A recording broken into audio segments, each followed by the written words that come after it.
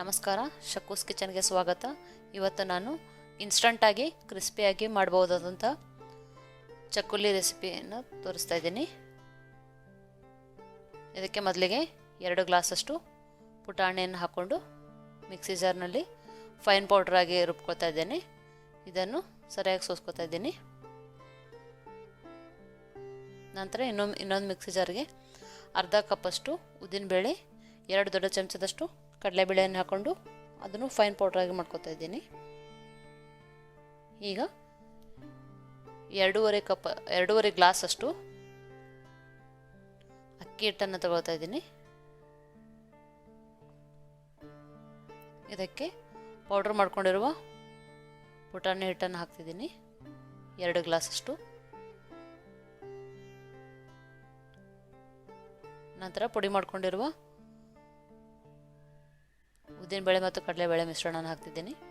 ಕಡಲೆಬೇಳೆ ಸ್ವಲ್ಪ ಸಾಫ್ಟ್ನೆಸ್ ಬರೋದಕ್ಕೆ ಇದಕ್ಕೆ ಅಜವಾಯಿನ ಬೀಜಗಳನ್ನು ಹಾಕ್ತಿದ್ದೀನಿ. ಎಳ್ಳು ಅರ್ಧ ಕಪ್ಪಷ್ಟು ಬಿಳಿ ಎಳ್ಳನ್ನು ಹಾಕ್ತಿದ್ದೀನಿ.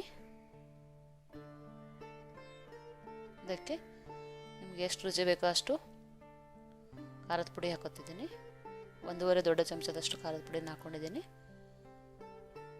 2 ದೊಡ್ಡ ಚಮಚದಷ್ಟು ಉಪ್ಪನ್ನು ಹಾಕ್ತಿದ್ದೀನಿ. ಇದಕ್ಕೆ ಸ್ವಲ್ಪ ಬಿಸಿ ಮಾಡ್ಕೊಂಡಿರುವ 1 ಸೌಟಷ್ಟು ಎಣ್ಣೆ ಹಾಕ್ತಿದ್ದೀನಿ. ಇದನ್ನು ನೀರು ಹಾಕಿ ಸರಿಯಾಗಿ ನಾದ್ಕೋಬೇಕು.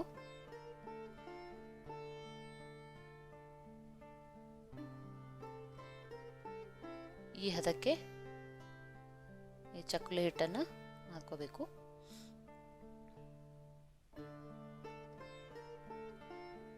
ಚಕ್ಕುಲಿ ಹಾಕುವ ಒರಳಲ್ಲಿ ಹಾಕಿ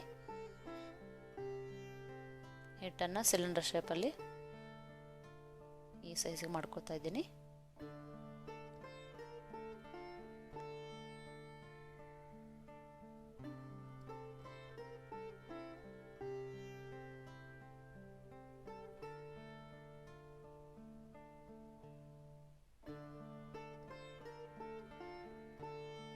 ಮೊದಲಿಗೆ ನಾನು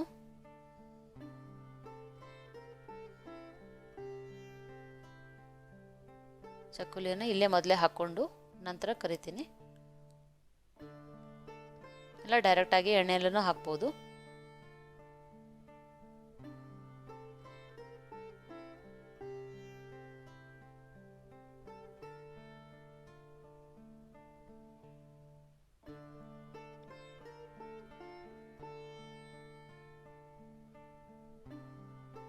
ಅಷ್ಟರಲ್ಲಿ ಎಣ್ಣೆ ಕಾದಿದೆ. ಕಾದಿರೋ ಎಣ್ಣೆಗೆ ಇದನ್ನು ಹಾಕಿ ಕರಿಯೋಣ. ಮೀಡಿಯಂ ಫ್ಲೇಮಲ್ಲಿರಲಿ.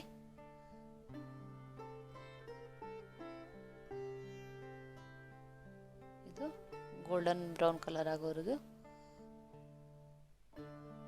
ಸರಿಯಾಗಿ ಎಣ್ಣೆಯಲ್ಲಿ ಕರಿತಿದ್ದೀನಿ.